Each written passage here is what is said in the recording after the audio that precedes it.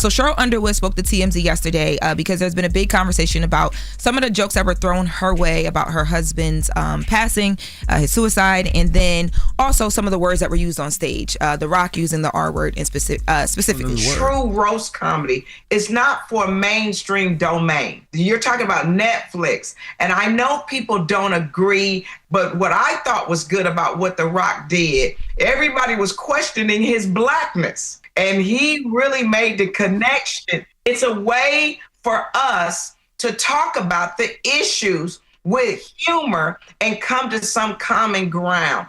Years ago, you couldn't say M word for little people, couldn't say R word for the disabled. Sometimes politically correctness does not fit in comedy. I didn't listen to the Rock speech and say to myself, you know what, that makes me think he's more black. I listened to the Rock speech and I thought to myself, hey, that's The Rock. Y'all must not remember how wild WWE used to be. I said that. I didn't watch a lot of him on WWE. That was The Rock. The Rock, that's how The Rock, that's The Rock I know. Yeah. And I don't know why a lot of people was mad at, I do know why a lot of people were mad at Sheryl Underwood's like back-to-back jokes about her husband, but she approved all of that. Like like Shane and all of them, like they asked her if it was okay for them to do those jokes, and they had been testing them out the whole week. You know what I mean? So I do think Tony Hinchcliffe, although his issue was racist, it was funny to me. Like if you make something funny, it don't matter how offending it is. Like if it's funny, it is comedy. It works. Let's take a listen to the Tony Hinchcliffe joke that he did on the stage that got people upset. Let's take a listen. He got into a fist fight on a private plane. Proof that no matter how much money black people have, they're still just gonna act like ninjas. Always fighting. Like Bill Cosby, Hart is a black comedian from Philadelphia, and like Bill Cosby, women don't know when Kevin is inside of them. You've done good though, Kevin. The black community is so proud of you. Right now, George Floyd is looking up at us all, laughing so hard that he can't breathe.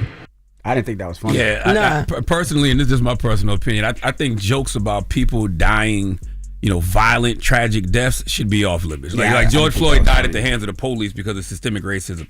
I don't see the funny in it. Yeah, I didn't see funny in that one either. Yeah, no, he was going and going and going, and he never came up for air. I thought he was funny until the last two. Now, those jokes, like, whole room quiet. I don't know if they edited laughs in there, but the whole room was quiet. People were uncomfortable? Man, what? Everybody. White people, black people, everybody. Like, was very uncomfortable. Like, there's no reason for funny. Like George Floyd died at the hands of the police. Like he died a violent, tragic death. Like there's no humor in that. Well, Travis Keynes, he's a spokesperson for the Gianna and George Floyd Foundation. Gianna is George Floyd's daughter.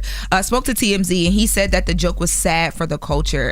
They say that George Floyd's friends and families feel like Kevin Hart should have told Tony to stay off the topic if nothing else, and they were baffled and disgusted by Tony's obsession, they call it, with telling George Floyd jokes. I also don't think they should be joked on because they have nothing to do with the roast. Nothing at all. Like like the Sheryl Underwood, they're making jokes about her husband committing suicide.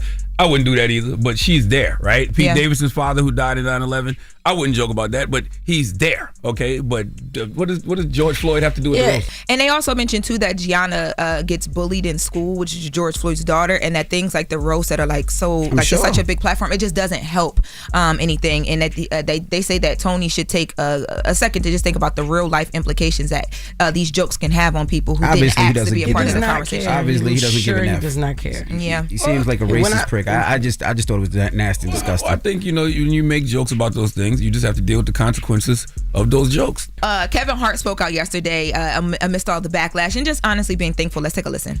That, my friend, is what the roast is supposed to be. It's goddamn hard-hitting, relentless jokes with no consequence. Shouts out to every comedian that came on that stage because they all understood the assignment, man. There's no emotions attached to a roast. You tell your jokes and we understand that they're going to come with some heat. It's all in the efforts of being funny. It's that simple. I love y'all. I love funny, but you always gonna have to deal with the consequences of your words. I keep telling y'all over and over, free speech is not free. And all I know, Lamar Odom was not happy with all the crack. Every time a nigga said crack, his jaw clenched, and he even got up and he left. He left the bitch he was at the table with. What was the crack joke? Who was on stage when he left? Everybody was talking about Kevin Hart father being on crack. I mean, just everybody. Now, what if Lamar hears this and say, I just had somewhere to go, Jess? I didn't leave. What are you talking about? No, absolutely not. He ain't like that. He did not like it. And I don't know how I was ever canceled after sitting in that room. It's Loren LoRosa telling you to beware of the dog. That's right, Top Dog Law. Car accident, slip and fall, or even a worksite injury, you make the call. Y'all better call the dog. No legal talk, no red tape, just one call and they handle the rest. They only get you paid if you win. No out-of-pocket fees, no hidden costs, and no catch.